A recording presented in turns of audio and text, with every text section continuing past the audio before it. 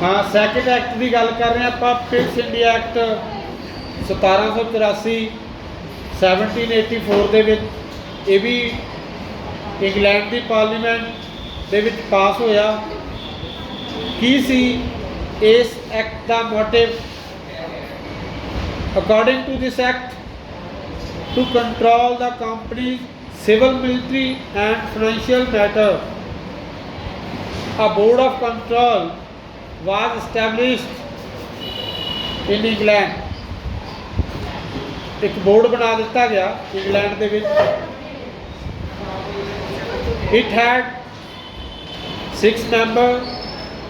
The member of Governor General in council was reduced from 4 to 3। Governor general ने ये मैंबरों की गिनती घटाती। पहला बेशक 6 मैंबर सी, बाद मैंबर 3 या 4 करते। The Bombay and Madras governors were fully under the control of governor general. Pitt's India act के जोड़े गवर्नर सी अपने मुंबई के ते मद्रास के, वो गवर्नर जनरल के अंडर कर दिते गए। तो ये सी पिट्स इंडिया एक्ट। उस तो बाद एक एक्ट होर लिया, चार्टर एक्ट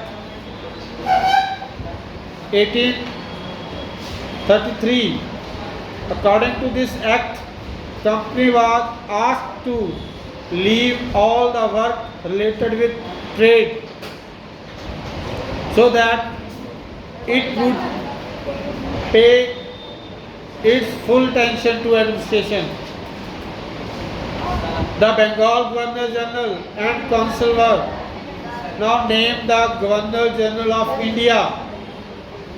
जिहड़ा बंगाल का गवर्नर जनरल बनाया सी, हुण ओह पूरे इंडिया का ही गवर्नर जनरल बन गया।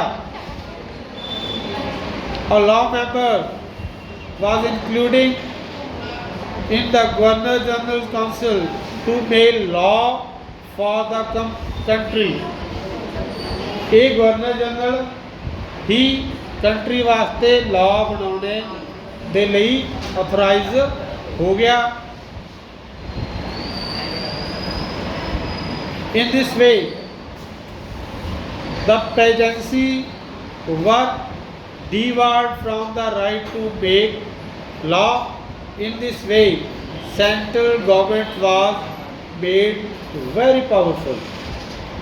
एक तरीके दे नाल चार्टर एक्ट दे नाल ब्रिटिशर ने अपने आप नूं पूरे भारत का मालिक बना लिया। कित्थे पहला है बंगाल का, ठीक है। Charter act 1853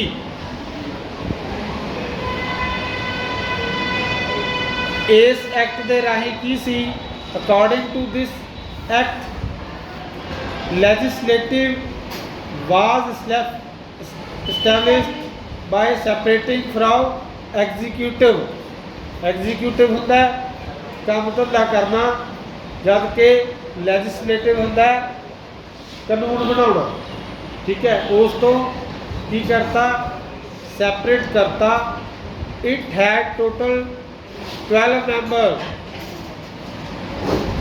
through this act, the interference of the central government increased in company affair। Now it could take over the rule of India from the company into its own hand। Company तो अपने हथों दे विच यह राज लै लिया गया। तो सानू पता होना चाहिए ना ਜਿਹੜੇ डिस्टर्ब कर रहे हैं।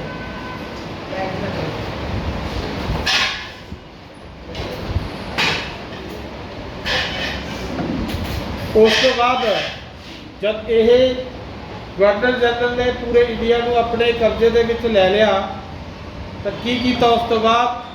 The Indian administration was run by 4 institutions which are mentioned below. Book ते देखो तुसी 4 हिस्सों के विच उस वक्त पूरे प्रबंध नूं वंड लिया गया। First was civil services, second was army, third was police and fourth judiciary. पहला सिविल प्रबंध, सारा प्रशासन प्रबंध देखना, आर्मी नूं अपने कंट्रोल दे विच लेना, पुलिस लोकल प्रोटैक्शन वास्ते पुलिस, और जुडिशरी अदालतां। तो यह जिहड़े काम ने इस तरीके दे नाल उस वक्त गवर्नर जनरल ने अपने अधिकार दे विच लै लिया। किने की काम कीता? सिविल वर्क सिविल सर्विस दे उत्ते किने काम कीता? आर्मी दे उत्ते की काम होया? पुलिस किद्दां एस्टैबलिश की, जुडिशरी सिस्टम किद्दां कीता? ये चार पार्ट जिहड़े ने तुहाडे आपां इत्थे डिस्कस करन लगे। लॉर्ड कॉर्नवालिस जिहड़ा है वो इंडिया दे विच सिविल सेवावां देण वाला, सिविल सर्विसेज देण वाला फाउंडर बनिया गया। इसने स्टार्ट कीतियां। उन्हें की कीता? उसने, जे मैं कैमरा बंद करदा तो मेरा गुस्सा जिहड़ा हैगा होर तरीके दा होगा, तुसीं मैनूं डिस्टर्ब कर रहे हो दो तीन जने।